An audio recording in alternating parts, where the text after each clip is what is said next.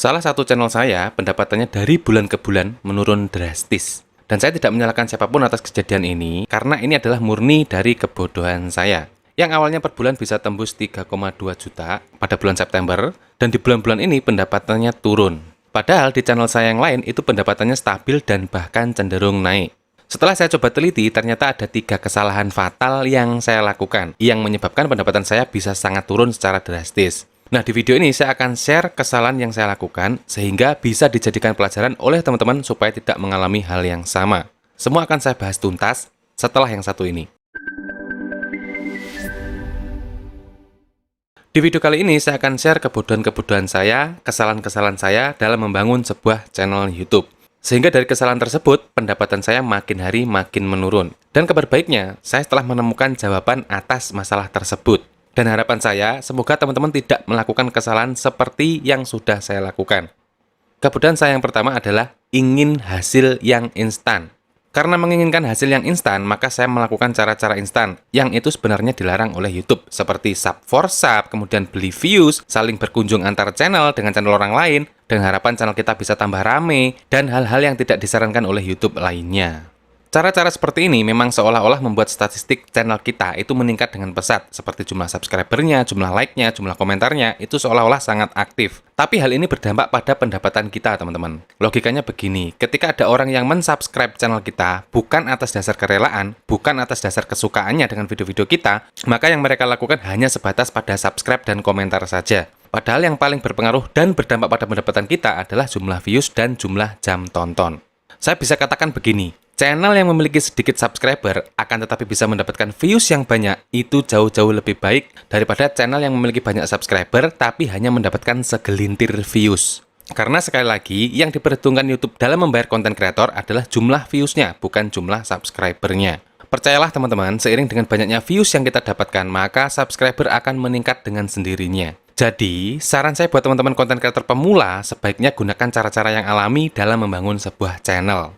Membangun channel dengan cara-cara yang alami atau organik, itu akan bisa bertahan untuk jangka yang panjang.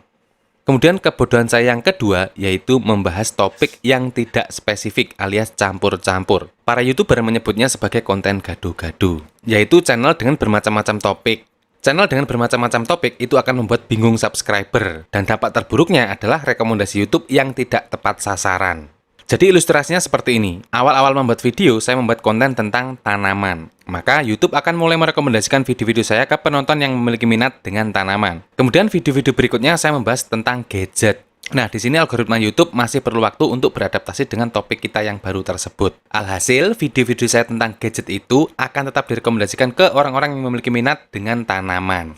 Nah, ini yang membuat views video-video saya drop secara drastis, sehingga akan berdampak pada pendapatan. Jadi saran saya kepada teman-teman yang saat ini mungkin sedang bangun channel YouTube, usahakan membuat topik yang sejenis. Kalau misalkan membahas tentang tanaman, ya tanaman semua. Kalau misalkan ingin membahas gadget, sebaiknya buat channel baru lagi, khusus yang membahas tentang gadget. Supaya kita bisa mendapatkan subscriber yang loyal, dan YouTube tidak merekomendasikan video-video kita ke penonton yang salah.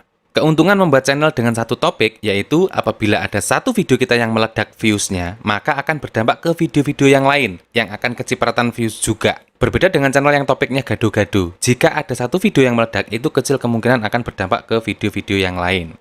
Kemudian kebodohan saya yang ketiga, yaitu menonton video sendiri. Ini fatal teman-teman. Menonton video sendiri yang sudah monetisasi, itu sangat dilarang keras oleh YouTube. Dan sanksi paling ekstrim yang akan diberikan YouTube kepada konten kreator yang menonton videonya sendiri adalah dismonetisasi, alias mencabut monetisasi iklan di channel kita. Dengan kata lain, sebanyak apapun views yang kita dapatkan, jika channel kita sudah dismonetisasi, maka kita tidak akan bisa mendapatkan penghasilan lagi dari monetisasi iklan. Ini hanya berlaku untuk channel yang sudah monetisasi ya, teman-teman. Kalau misalkan channel kita belum monetisasi, kita masih boleh menonton video kita sendiri. Karena pada dasarnya yang tidak diperbolehkan itu adalah menonton iklannya, bukan videonya. Bagaimana YouTube bisa tahu bahwa kita telah menonton video kita sendiri? Pertama dari device yang kita gunakan dan IP address dari internet kita. Jika kita menggunakan device yang sama dengan yang kita gunakan pada saat mengupload konten, kemudian menonton menggunakan koneksi internet dengan IP address yang sama, maka YouTube akan mendeteksi bahwa ada aktivitas invalid. Sangat mudah bagi YouTube untuk mendeteksi hal ini.